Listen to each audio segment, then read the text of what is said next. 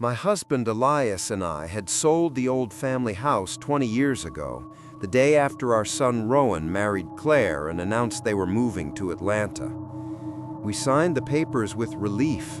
The place had begun to feel wrong after Elias's mother died in the attic, wasting away to skin and whispers. Rowan had wanted nothing to do with it then. Yet here we were, 3 decades later, dragging suitcases up the same groaning porch steps because Rowan's tech startup had collapsed and they had nowhere else to go. They took the entire upstairs. We were moved into the little ground floor bedroom that used to be Elias's father's study. At night, we heard them walking overhead like they already owned the bones of the house.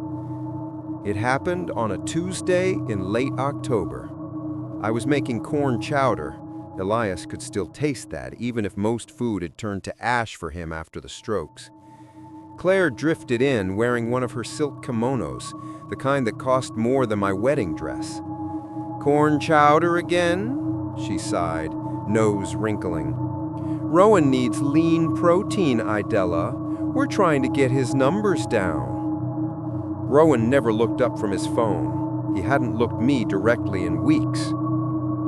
That evening, they sat us down like children sent to the principal. "Dad's care is expensive," Rowan said, voice smooth as riverstone. "The medical bills, the house taxes. It's only sensible to simplify things now. Sign it over to us, a gift deed. Then there's no probate mess later." I felt the chill start in my spine and crawl outward. "No," I said quietly. "This house is ours until we're gone." Claire smiled the way a cat smiles at a bird with a broken wing. "We were afraid you'd say that." Rowan stood. He took my elbow with the polite firmness he once used to escort investors. Elias tried to rise, but his legs betrayed him. Together, they walked us, half carried us down the narrow hall to the cellar door. I smelled damp earth and something older, sweeter, like spoiled fruit left too long in the dark. The door shut. The bolt slid home. We sat on the top steps, Elias's breathing thin and papery. I was already crying silently when his hand found mine in the dark. "Listen," he whispered, voice trembling with something that wasn't fear. "They don't know what's behind the wall." He waited until their car started and faded down the gravel drive. Then he shuffled down the steps, feeling along the foundation stones with fingers that remembered better than his eyes. Near the far corner, he stopped. "Here, push." I pressed the stone he indicated. It swung inward on hidden hinges. Inside lay a small iron box, black with age. Elias's hand shook so badly I had to open it. Inside were 3 things. 1, a photograph, sepia and cracked. A young woman who looked disturbingly like me, standing beside a man in a butcher's apron. On the back, in faded ink, "Mara and Amos Vale, 1919. May we never go hungry again." 2, a single yellowed recipe card titled "Long Pork Stew, serves many." The ingredients made my stomach fold in on itself. 3, a ledger. Page after page of neat handwriting. Names, dates, weights. Mr. H. Crawley, 180 pounds, tough but grateful. Widow Mercer, 102 pounds, sweet, fed 6 through winter.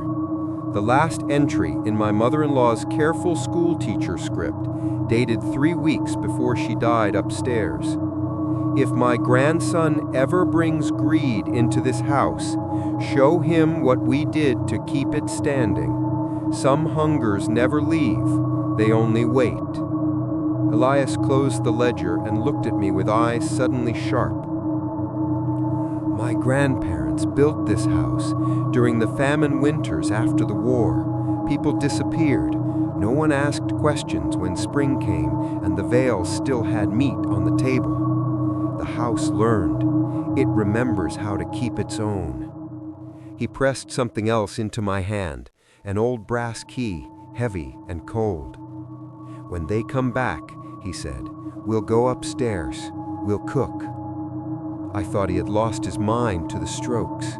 Then I heard it, a low, wet sound from inside the walls, like thick liquid shifting in a full stomach. The house was listening. Footsteps overhead. The bolt slid back.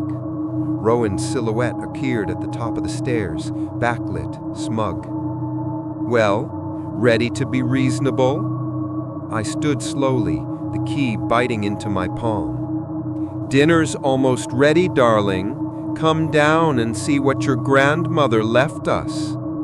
Behind me, very softly, the foundation stones began to grind, as though something enormous were turning over in its sleep, dreaming of salt and thyme.